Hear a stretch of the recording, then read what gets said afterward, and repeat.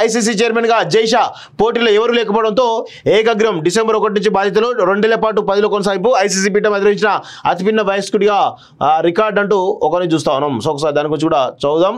అనుకున్నదే జరిగింది. BCI secretary Jay Shah ICC చైర్మన్గా ఎన్నికారు. ఈ విషయాన్ని అంతర్జాతీయ క్రికెట్ కౌన్సిల్ ఐసీసీ మంగళవారం ధృవీకరించింది. చైర్మన్ పదవికి నామినేషన్ వేయడానికి మంగళవారం చివరి రోజు కాగా జైషా మాత్రం నామినేషన్ దాఖలు చేశారు. ఇంకెవరు పోటీలు లేకపోవడంతో జైషా ఎన్నిక ఏకగ్రీవమైంది. డిసెంబర్ 1 నుంచి బాధ్యతలు చేపడుతున్నారు. 2 ఏళ్ల పాటు ఆయన పదవిలో కొనసాగుతున్నారు. ప్రస్తుత చైర్మన్ న్యూజిలాండ్కి చెందిన గ్రెగ్ బార్క్లే పదవి కాలం నవంబర్తో ముగియనుంది. 2 పర్యాలు చైర్మన్గా ఉన్న గ్రెగ్ బార్క్లేకు 3వసారి పదవి చేపట్టడానికి అర్హత ఉన్నప్పటికీ ఆయన పోటీ నుంచి తప్పుకున్నారు. దీంతో జైషాకు మార్గం సుగమమైంది. అలాగే ఆస్ట్రేలియా, ఇంగ్లాండ్ లాంటి పెద్ద పెద్ద బోర్డులు కూడా జైషాకు మద్దతు ఇచ్చాయి. ఐసీసీ చైర్మన్ ఎన్నికల్లో మొత్తం 16 ఓట్లు ఉండగా 9 ఓట్లు దక్కాల్సి ఉంటుంది. కానీ రేసులో జైషా ఉండడంతో పోటీ ఏకపక్షమైంది. ఐసీసీ హెడ్గా ఎన్నికవడం ద్వారా 35 ఏళ్ల జైషా నయారిక నెలకొల్పారు.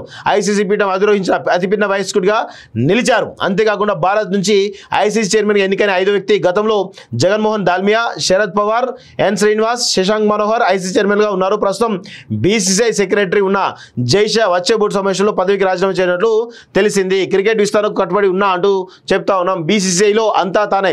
క్రికెట్ అడ్మినిస్ట్రేషన్లో జైషా ప్రస్థానం జిల్లా స్థాయి నుంచి ప్రారంభమైంది.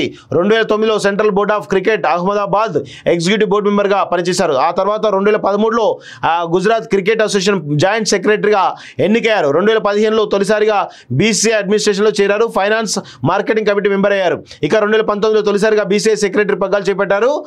2022లో తిరిగి ఎన్నికయ్యారు. భారత క్రికెట్ అభివృద్ధిలో జైషా కీలక పాత్ర పోషించారు. బోర్డులో అంతా తానే వ్యవహరించిన జైషా బోర్డు తీసుకున్న కీలక నిర్ణయాల్లో అతని పాత్ర ఎంతో ఉంది.